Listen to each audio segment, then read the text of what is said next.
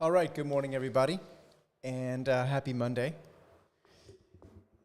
Let's get this week started. I think it's going to be a busy week, so hopefully everyone had a chance to rest up because we are likely to see a whole bunch of headlines cross this week that seem to be all coming together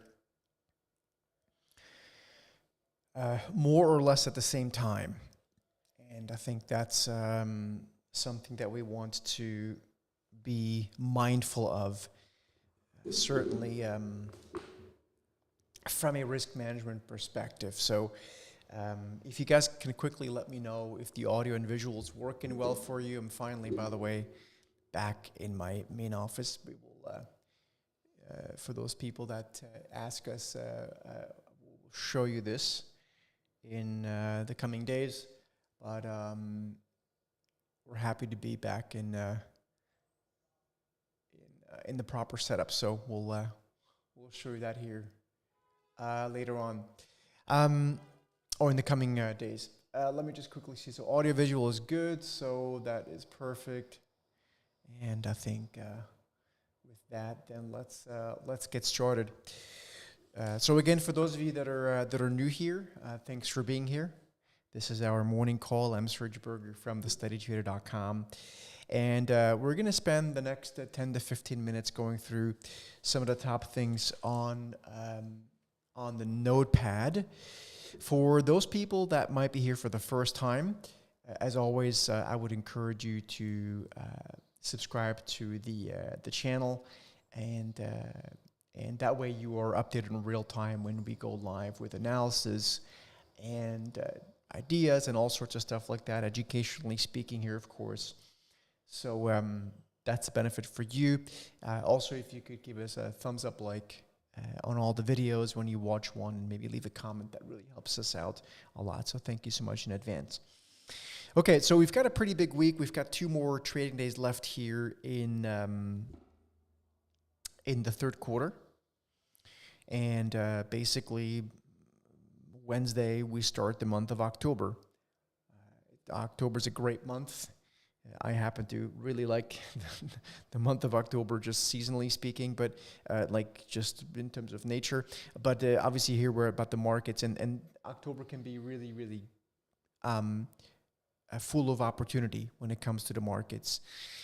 September tends to be a bit of a drag. Sometimes September can be boring and just kind of one directional, which it was this year.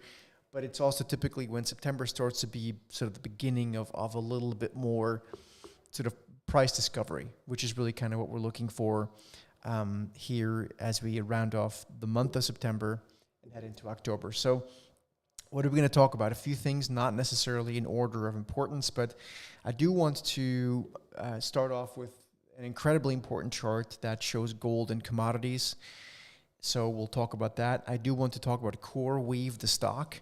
That'll be one of the more important stocks for me to watch from a risk management perspective. I have zero interest in buying that stock, but I do want to watch it very closely from a risk appetite perspective, because if things ever do get a bit more wobbly on the AI front, then that'll be one of the first ones to go. And I have a few comments around, for example, the EA deal, which is the largest, if it goes through, largest ever buyout. And I think that speaks a lot to kind of where we are at. I also want to quickly let you guys know we do have Joel, my colleague Joel, and I think Christian is here as well. So if you guys have questions, you can ask him in there. So let's get started.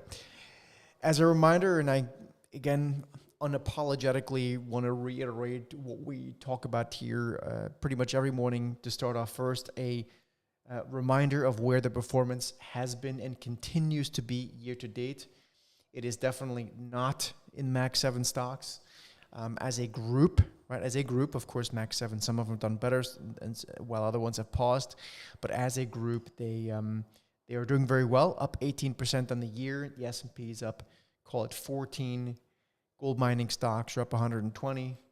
Gold is up 45.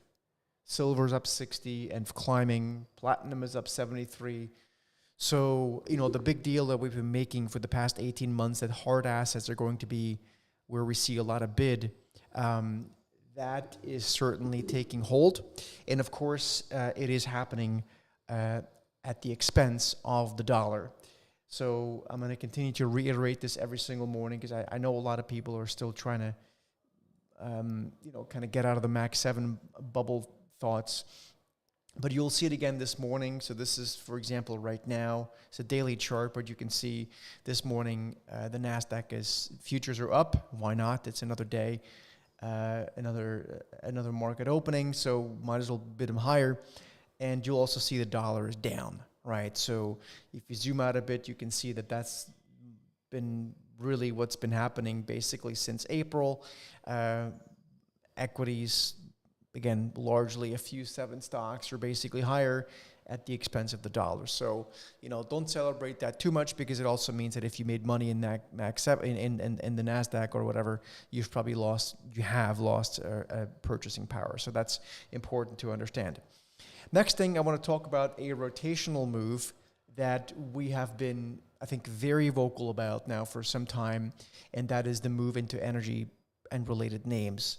This is a chart that I showed earlier this year. In fact, I showed this very specifically if you guys were here in June, and I talked about it throughout the summer. And we talked about the gradual but very clear change in trend from basically bearish to neutral and ultimately to bullish in energy stocks. If you follow this closely and you watch it change over time, you can have a big leg up on many market participants. And so I'll give you 3 stocks here that, again, if you're a member, you should not be the first time you're hearing of them. We've been talking about them for the past 5 months or something like that, or 4 months. One of them is Marathon Petroleum. You can see very, very, very significant check back and then a big rally. Another one is Phillips 66. So ticker symbols are MPC, PSX, same exact pattern. And then, of course, Valero Energy, VLO, which when we started mentioning that one in August has gone from $128 now to about $175, right? So, if you pay attention, you pick up these kind of things here along the way. So hopefully as many of you as possible have picked up on that. And we think this is just the beginning. We think that the energy complex is really just changing. In fact, our trend following work is suggesting that the energy sector is going through a major trend change. We even see it in names like Occidental Petroleum and a whole bunch of other names. So that's certainly something that we want to be very tuned into as we go through the fourth quarter and, quite frankly, probably for beyond. Let's move on to I'll save the best for last. Let's quickly move on to CRWV. This is CoreWeave. This is a stock that basically rents, or a company that rents very aggressively, by the way, chips and things, and then basically sells renting space to other companies for AI, server farms and stuff like that. This stock is probably at the epicenter of the AI craze, not so much the revolution of it, but the craze. And so this is one of those stocks that we're watching very, very closely. The reason we're watching it so closely is because our momentum indicator has been giving us very good signals on the stock. So, for example, it gave us a buy signal in April, and then it rallied, 23% before it got stopped out. Then we had a sell signal, and that signal made about 10%. And then we had a buy signal. This is CrowdStrike. Excuse me. Sorry. This is CrowdStrike. And I'm sure someone's going to point that out, as you should. CRWV. Sorry, my apologies. I'm sure someone's going to point this out. CRWV. This is the one that I want to point out. So CoreWeave is a momentum stock, right? And it's very much at the epicenter of a lot of the, momentum moves that people are playing. You can see we had a momentum buy signal in May, then that one led to like 186% move. Then we had a sell signal that led to probably maybe about a flat profits, 5% in the free profit target, lost 5 on the second, so about a flat trade. Then we had a sell signal, probably about the same, and then we had a buy signal, which has reached a free profit target. If this stock turns into a bearish trend, particularly if it starts breaking, sort of the $100 mark, I think that would be something that momentum traders would want to be very, very aware of. So CoreWeave CRWV, CRWV is one that we're watching very, very, very closely here. Because this is a very levered company on the AI craze, and just so you know, most of these AI chips, from what I'm being told and being read about, are typically only good for about 3 years before they kind of go a bit obsolete. Not to say that they have to be trashed at that point, but before they become like the latest and greatest thing. And so that's a big concern, and we think there's a lot of things built upon each other here that could turn into a bit of a house of cards. So this is more of a pointing out than anything else, but hopefully that helps. I want to quickly say, before we get to the best chart, which I'll show you in a minute, I want to just quickly say something about this whole thing in EA, okay? So as someone who has lived through now 4 cycles, lived through and traded through 4 cycles, I'm going to give you just my view of what the Electronic Arts, which is the largest ever leverage buyout if it goes through, probably resembles. And it resembles essentially an excess amount of liquidity in the market. You can see that everywhere, right? Does not mean this has to be the end and the stock goes down, but I'm going to give you guys a quick story of what happened in the summer of 2007.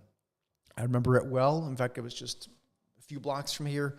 I was sitting at the JP Morgan trading desk, and what we saw was a technology company in Texas, and the name evades me now. I'm going to have to Google it. Was meant to be, I think, the largest leverage buyout, and it failed. Meaning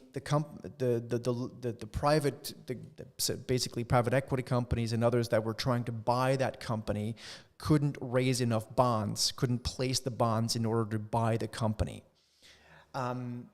and that was. It very silently happened. I'm not saying that's going to happen here in EA, right? This may well happen, but the point is that was the peak of the market in terms of the PE cycle, private equity cycle. And so when you see headlines like the largest ever deal, that to me, and again, I'm a bit not scarred, but I'm experienced from that.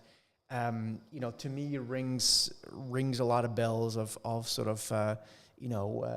Ghosts of Christmases past, if you will. So that's not meant to be, a note for anyone to start dumping all their stocks. It's simply a risk management exercise that hopefully you guys can find helpful. So just a word on EA. As I said before, I wanted to save the best for last, and that is this chart here. And I would encourage everyone here to take a picture of this, or at least note it down mentally. 2 lines, 2 arrows, basically two assets. We have a blue line, which is the price of gold, and we have a purple line, which is the price of commodities as a broader basket, represented by the ticker symbol ETF, D as in Dora, B as in boy, C as in Charlie. And if history is any guidance, and history has proven that this works, is that when gold rallies, it can precede, it can rally, up to 2 years before commodities ultimately catch up. If commodities were to catch up here ultimately, then it would seem rather likely that the DBC ETF has, a significant rally ahead of itself. We're talking, 50, maybe ultimately 100%. I don't know about the latter, but let's say 50% over the course of, this is not tomorrow's or today's business, but over the course of multiple quarters. So I really think this is important to keep in mind. Whether it happens or not, of course, is anyone's guess. I don't know. I don't have a crystal ball. But I can tell you that everything that we're looking at, from the macro picture to the micro to the correlations, gold, by the way, I think is getting a bit extended, just like silver. So we're actually looking technically to see if there's something to do on the short side. Haven't done it yet, but might. But we do think that commodities, again, this is the DBC ETF, which is the purple line, ultimately has a lot of catch-up potential. And that's also from an asset allocation perspective. If you're, a client of ours, whether you follow ETF Silo Pro or something else, or you use our indicators, the Market Rover, the Trender, they're all giving us the same signals. And of course, if you're a client at Blue Marlin Advisors, our private clients group, then you know how your portfolio is allocated, right? For the most part, if you're in those types of portfolios. So that is what we are looking at here. So hopefully this was helpful. And yeah, I know, Jim, that was TXU, but it was one that failed, and I don't know if TXU actually failed. It's possible that it ended up failing. That might be the one, Jim, but I'm looking for the one that failed. It could be the one. It's a bit stuck in my mind right now, but I appreciate you pointing that out. I'm gonna research it here in a few minutes. So anyway, thanks so much, folks. Have a great start to your week. If you are a Trade-a-thon members, we'll see you in about half an hour for our next morning routine session here today and tomorrow, last 2 days before we head into October. I know a lot of people have really been able to learn a lot from that, our morning routine the whole month of September. We are doing a special session tomorrow, I believe it is, at 11 Eastern, so that's 8 o'clock Pacific, on using our process to find extremely overbought and oversold stocks and ETFs, where we can basically put on an option structure to generate an income trade or even do directional trades to some extent. So if you guys want to learn about our process to find extremely overbought and oversold things, that happens every day, by the way. There's always something that's extremely overbought or oversold. Then you might be in good hands joining us this week in our educational series, which is going to be on Tuesday. So that's September 30th. That's tomorrow. 11 Eastern, 8 Pacific. Hope to see you guys there. Trade-a-thon members, we'll see you in about a half an hour. Have a great start to the week, and we'll talk to you soon.